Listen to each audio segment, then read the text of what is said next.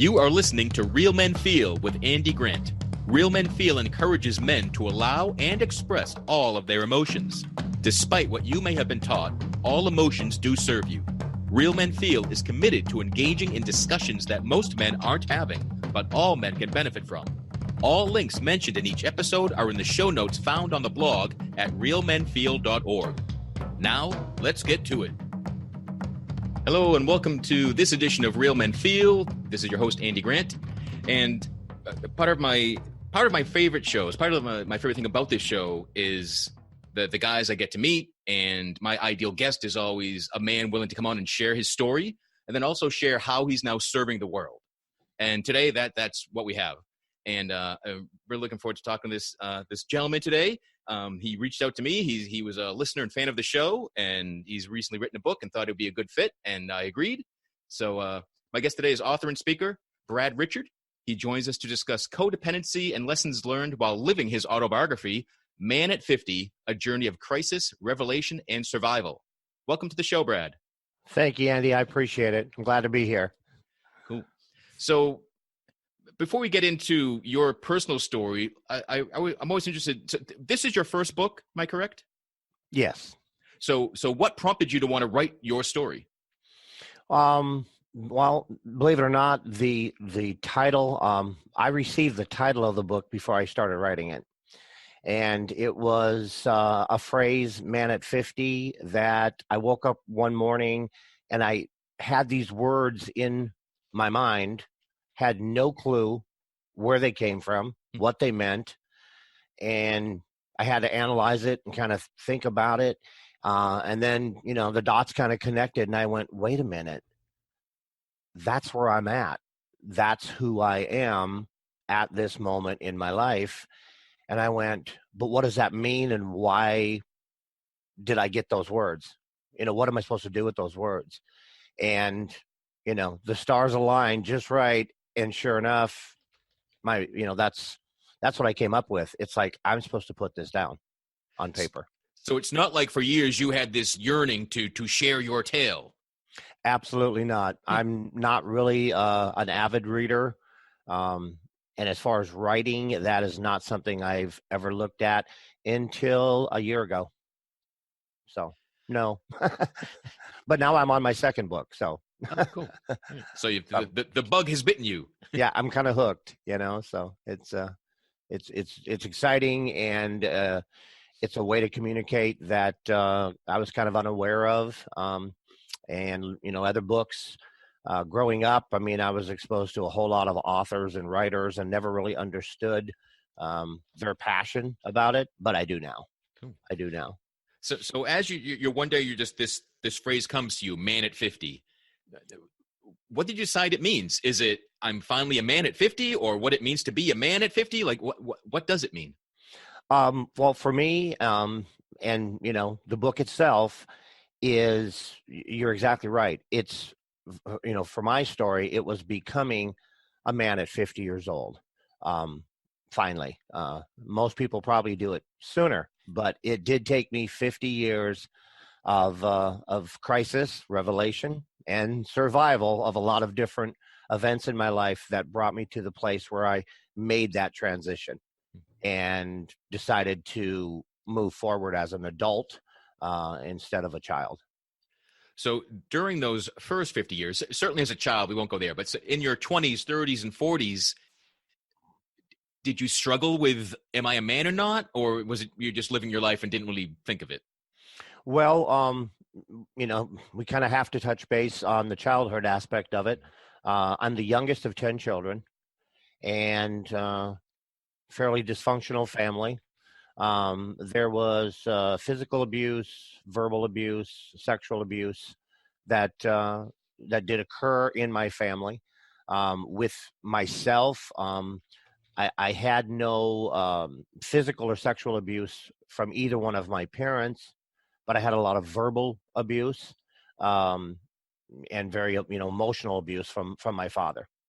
And he basically was a very non-affectionate man. He was born in 1922. So back then, any type of affection, love, hugs, kisses, anything like that. That was absolutely taboo. And he formulated that as his. I mean, that's who he was, and none of his sons was going to get any kind of physical attention from him because that would break everything he believed in. So as far as his abuse goes, his emotional abuse, I spent most of my younger years being asked when I came to him for attention or affection. I was asked, "Are you gay? Are you a faggot? Are you queer? Men don't do that," et cetera, et cetera, et cetera. And after many years of hearing that, you begin to develop that question in your mind, and you're really unsure. And when it comes to real men feel, yeah, the first 50 years of my life, I had a lot of feelings, a lot of them, and they were very convoluted and confusing. So that's to answer your question. Yep, I question which way I was supposed to go, or go right down the middle. I mean, I really had no idea, and I wasn't clear on that, on if I was a man or not. So with your 9 siblings, were any of them, were there someone you could talk to, or was there kind of confiding about the abuse amongst your siblings at all, or? Well, once again, back in the day, it wasn't really talked about. There were stories and accusations that were brought up between the siblings of things that happened. And then there was subsequent denial. I don't remember that happening and things of that nature. The sexual abuse that I encountered were from my siblings, and I don't have any vivid recollection. My memories of that sexual abuse is more of a cloudy dream type image, where I can kind of make things out, and I knew what was going on wasn't right, but not vivid, which is good. Because I really don't need that vivid memory, and so I'm grateful for that.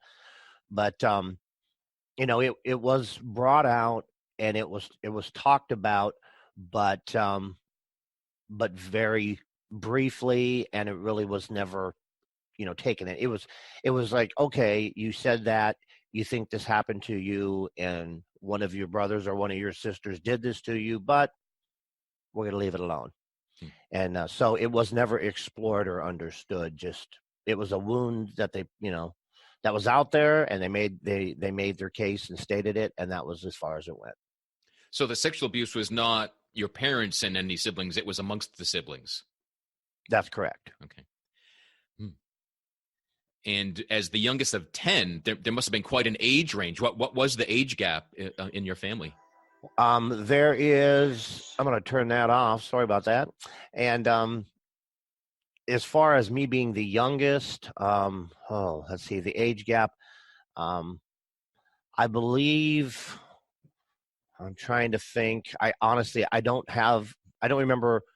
I know that my oldest brother, he is in his 70s now, so there's probably 15 to 18 years from the oldest to the youngest, and everything in between. So it's a big gap. Did your father's expression of emotion, his outlook on being a man, did that change for him ever as he got older?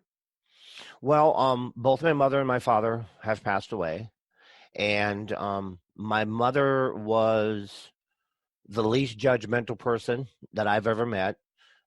She was supportive, and I had a really good, strong relationship with her. And she passed away after my father passed away.